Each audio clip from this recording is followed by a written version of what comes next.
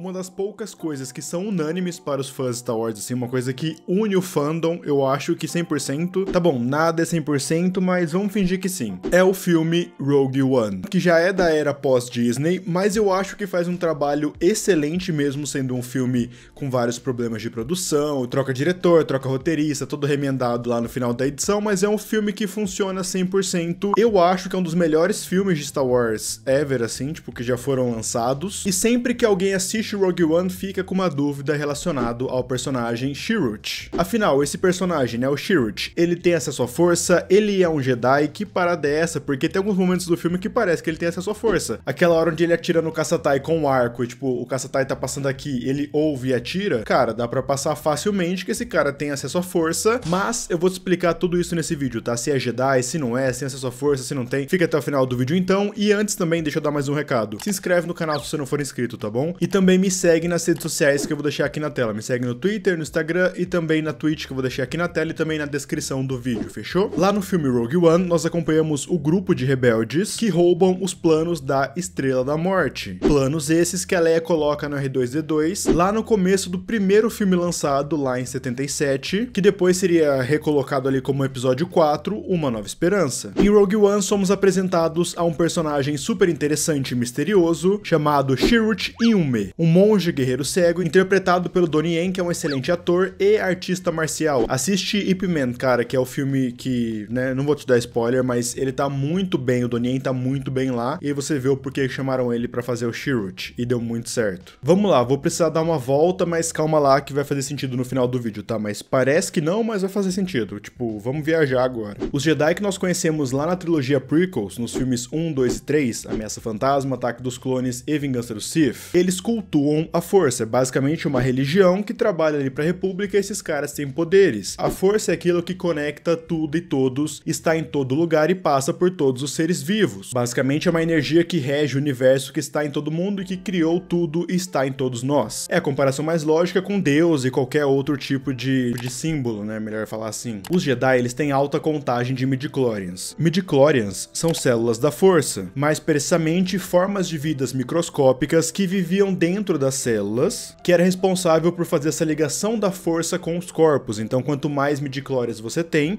mais acesso, mais ligação com a força você tem, e é daí que os Jedi tiram seus poderes. A força tá em todo mundo, mas as midichlorians faz com que a pessoa tenha uma ligação mais forte, ela sinta a força, ela consiga manipular a força. O que é importante pontuar aqui é que dentro do canon de Star Wars, não só do canon também como no Legends, na verdade dentro do universo de Star Wars por completo, existiam outras religiões e outros grupos que cultuavam a força, não existiam só os Jedi. A gente pode pegar, por exemplo, os Sith. Os Sith, dizem as lendas, que eles eram um grupo de dissidentes dos Jedi que depois começaram a mexer com o lado sombrio e se viraram contra os Jedi. Tô falando de forma bem resumida, mas basicamente é isso. A gente pode pegar outros exemplos, por exemplo, dentro do canon. Lá em Clone Wars temos a Ordem Dagoyan, ou Dagoyan, como você quiser pronunciar, que é um grupo bem parecido com os Jedi, que eles cultuam a força e eles têm acesso à força, mas eles não são Jedi. Inclusive, eles têm ali uma birra com os Jedi, porque eles acham que os Jedi meio que roubam crianças pra treiná-las, o que não é totalmente verdade, porque os Jedi não roubam crianças, eles pegam com permissão dos pais, então as crianças vão pra treinar pra sempre lá na Ordem Jedi, mas ainda assim essa ordem não tá tão errada ao pensar que isso é meio estranho da Ordem Jedi. E aí do lado sombrio a gente pode pensar, por exemplo, tem os Sith, que usam o lado sombrio da força, e também temos as Irmãs da Noite, que também usam o lado sombrio, mas não são Sith. O que eu tô querendo deixar claro aqui é que a Ordem Jedi é literalmente uma ordem religiosa. O Chirrut faz parte dos Guardiões dos Whills. Os Guardiões dos Whills eram uma ordem religiosa que ficava principalmente lá na Lua de Jedha que nós vemos lá em Rogue One. Eles ficam guardando o Templo Kyber, que literalmente era um grande templo lotado de cristais Kyber. Os Kyber, eles são cristais que eles têm ligação com a força. Ninguém sabe ao certo porquê, mas é um cristal que está vivo, assim. Ele não, tipo, não tem pensamentos, não tem mente, mas ao mesmo tempo ele tem uma conexão com a força muito forte. Ninguém sabe porquê, porque a força está em todos os seres vivos. Logo, né, tipo, uma pedra não é um ser vivo,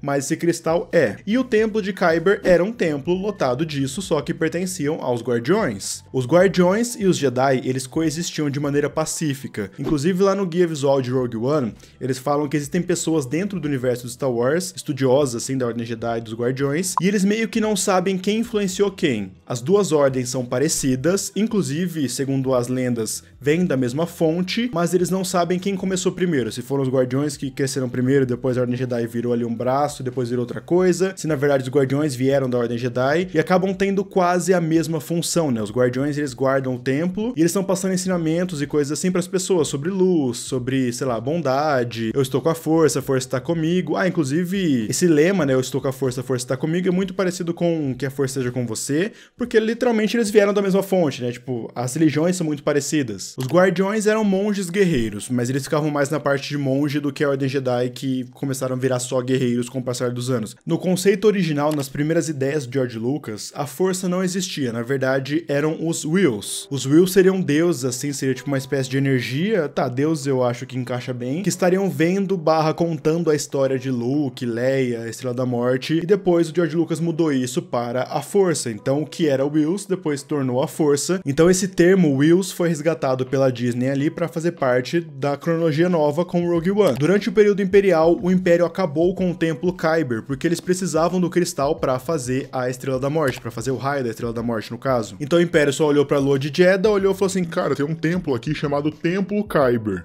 Vamos pilhar o lugar inteiro e roubar todos os cristais Kyber pra fazer a nossa Estrela da Morte. O templo foi destruído e a Ordem dos Guardiões acabou. Por isso que ficou só o Chirrut e o Baze lá, que eles acabaram ficando ali porque não tinha mais o que eles fazer. A Ordem dos Guardiões acabou literalmente por causa do Império. Ah, inclusive, a cidade ali de Jedha, na Lua de Jedha, a cidade de Jedha também é o mesmo nome, é uma cidade conhecida como cidade sagrada. Então tinham várias religiões que cultuavam a força ali, não só os Guardiões. Eu acho que é bem importante pontuar isso. O Baze é um caso interessante, porque ele e o Chirrut fazem meio que as duas partes dessa moeda, né, desse pós-Guardiões. Porque quando o templo foi destruído, né, pilhado pelo Império, os Guardiões deixaram de existir, o Chirrut ainda continuou como um monge, ele continuou servindo como um guardião, e o Baze meio que largou de mão. Ele era um guardião também, mas ele virou uma coisa muito mais militarizada, ele só ficou ali por causa do seu amigo. Então por isso que um usa umas vestes de monge, o outro veste uma armadura com uma metralhadora. Eles acabam sendo assim, um lado que quer levar aquilo lá pra frente e um lado que ficou desiludido porque o Império acabou com tudo. O que faz bastante sentido. Tá, beleza, o Chirrut não é um Jedi, mas então ele tem poderes na força, né? É isso que você tá querendo me dizer. Ele pode não ser um Jedi, mas ele tem poderes. Então, não. Na verdade, assim, ele tem poderes, mas não são poderes da força, assim como os Jedi, né? Tipo, visão aguçada, meditação, poderes que o Jedi tem de usar força, puxão, agarrão, aquela parada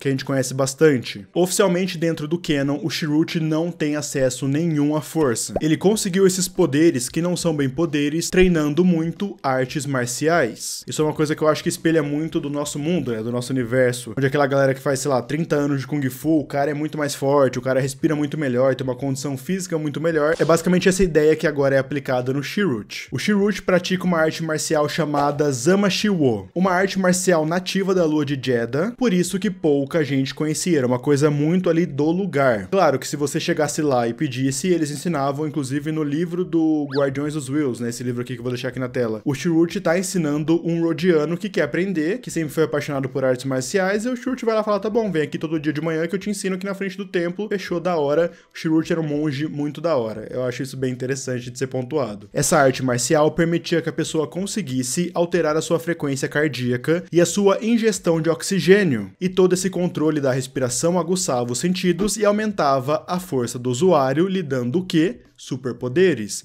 Então pensa, o Chirrut é um monge cego, então ele já não tem um dos sentidos. Usando a técnica que ele cresceu lutando, ele passou a vida inteira lá como guardião lutando, ele consegue aguçar os outros sentidos, por isso quando ele vai atirar lá no Caçatai, ele tá ouvindo e ele começa a prever onde o Caçatai vai. Eu não manjo nada de artes marciais, mas eu já li em vários lugares, já assisti também, que tem muito essa coisa, né? Se você conseguir controlar o tanto que você respira, o quanto você se concentra nas coisas, você consegue aumentar a sua força física. É claro que não num nível Star Wars, assim, onde um cara atira num jato em movimento, né? Sem olhar pro jato, só de ouvido. Isso é, tipo, muito absurdo, elevado ao absurdo. Mas eu acho que é muito baseado na parte real mesmo, assim, né? De ganhar concentração, de controlar sua respiração. Isso te dá mais condicionamento físico e, no caso de Star Wars, você ganha poderes. Antes de encerrar o vídeo, eu acho que é bom pontuar que ninguém sabe ao certo por que o Chirrut ficou cego. Se ele nasceu com isso, se aconteceu algum acidente, ele não fala sobre isso, não tem lugar nenhum, nem nos livros, nem nos quadrinhos, nem no próprio filme, eles falam sobre isso. Então é um grande mistério. E eu acho interessante, por exemplo, quando o Chirrut conhece a Jyn, lá no Rogue One, ele sabe que ela tá com o cristal Kyber, porque ele consegue, tipo, ouvir a vibração do Kyber, porque o Kyber tem sim uma vibração porque ele tá conectado com a força. Olha só que Eu gosto muito desse personagem, não só dele como do Base também, mas dois personagens são muito bons, e eu acho que dá pra ver bastante essa técnica, não só na parte de luta, como também na parte onde ele vai andando no meio dos tiros lá, estou com a força tá comigo. Dá pra ver muita concentração e muito foco de anos e anos de treino, então eu acho que entra um pouco mais aí essa arte marcial que ele é tão bom. Bom, gente, é isso, espero que vocês tenham curtido esse vídeo. Se você gostou então, cara, por favor, deixe um like aqui embaixo, é muito importante, isso me motiva muito e o YouTube acaba recomendando para mais pessoas. Comenta aqui embaixo então se você gosta do personagem, se você curte ele, se você não curte, e comenta aí se você gosta de Rogue One, porque eu quero encontrar uma pessoa que não gosta. Eu acho que é quase impossível, mas vamos encontrar. Vou deixar aqui na tela minhas redes sociais, me segue no Twitter, no Instagram e na Twitch, e aqui na descrição eu vou deixar vários livros linkados, tá bom? Tanto livros em português, em inglês, quadrinhos também de Star Wars. Compra pelo meu link que você me ajuda bastante. O livro, a novel de Rogue One, tem traduzido oficialmente, eu vou deixar aqui embaixo. É bem legal, cara. Tudo bem, é a história do filme, só que muito mais expandida porque é um livro, dá pra conversar muito mais. Então é isso, galera. Muito obrigado por ter me ouvido até agora. Eu agradeço muito sua presença. Valeu e tchau!